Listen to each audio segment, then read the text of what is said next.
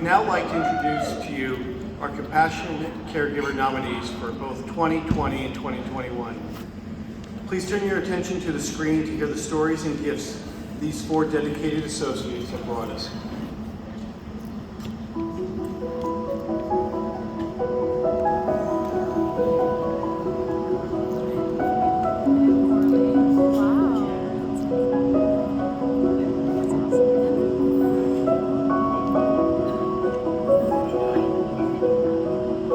It takes a certain type of person to work in this industry.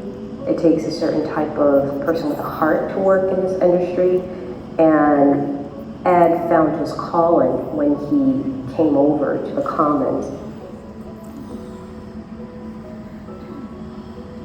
He has a very good communication with the people.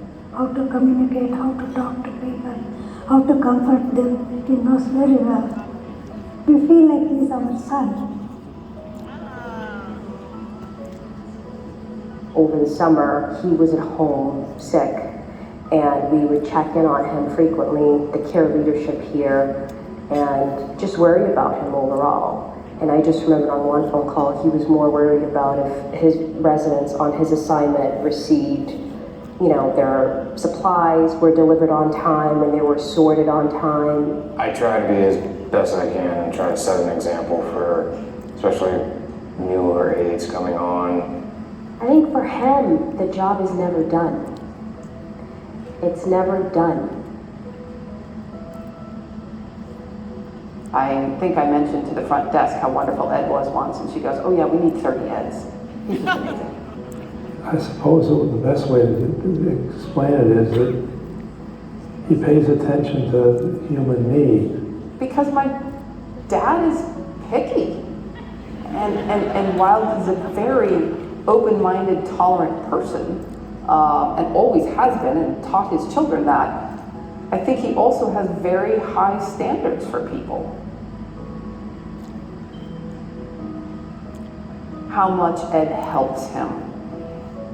And helps him in ways that he doesn't even either know or acknowledge or want to acknowledge that he needs. And I think Ed meets those needs, again, giving Dad space and dignity to not feel like he's a burden. He'd rather talk to you than ask you to help him with something. Some days he doesn't need it as much as others, and that's something I guess I'm getting better at with time. We'll always get better at it with time, being able to sort of recognize, hey, he's a little less steady on his feet today. He doesn't think that, oh, I'm following a task on a piece of paper. He's following our values, and he's following his own values as well, and what he would expect someone to do for him. Ed pays attention, Ed follows through, Ed cares, looks at my dad as an individual and wants to help him without making Dad feel like he's being helped. I feel a sense of fulfillment from my work. I wish I could do more.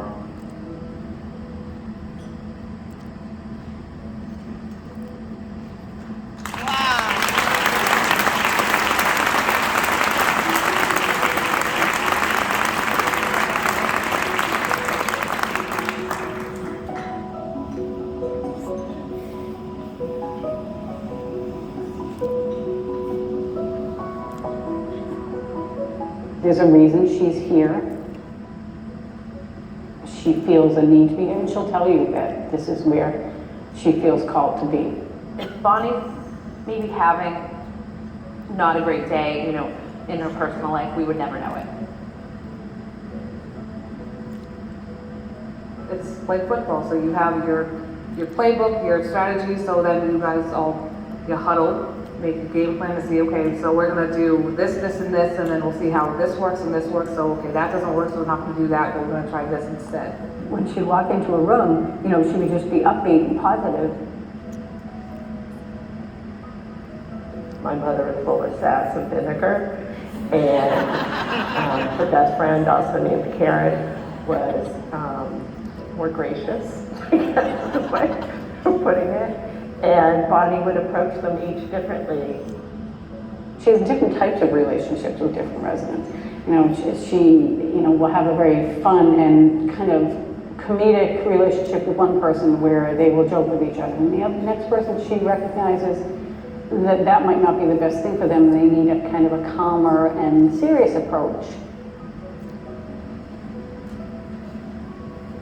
Mom always responded positively to music, songs that she did know she would sing along to. I thought Bonnie had a great idea to bring in different types of music. David Bowie, Motown, Queen, Journey, like it's just something different. I mean, she just pulls out whatever she enjoys and tries it, and the residents enjoy it too. She just doesn't stick to the conventional. I guess unconventional is the word I'm looking for with Bonnie. Bonnie was definitely part of the family team, and the whole goal was to give Mom as many good moments as possible. I was driving out from Boston, like bat out of hell to get here, and Amy let me know in the parking lot Mom had passed. And so when I went in, Bonnie greeted me. It must have been the shift change or something. And Bonnie greeted me in the hallway, and she was crying and gave me a big hug. And she told me that how much she had loved Mom. It's so hard to lead somebody here and trust somebody with us and walk out that door and not have to worry about what's happening when you're not there. Because it's very clear she understands how hard it is for families to see these changes. That's where she's so exceptional, because the vibes are just genuine, and she really cares about the residents. I did the writing, but I was really a messenger for the family. And there are 3 of us here today, but 2 others couldn't come, but they wanted to. Bonnie is an original. She's one of a kind. She's just different from everybody else, and she celebrates being different.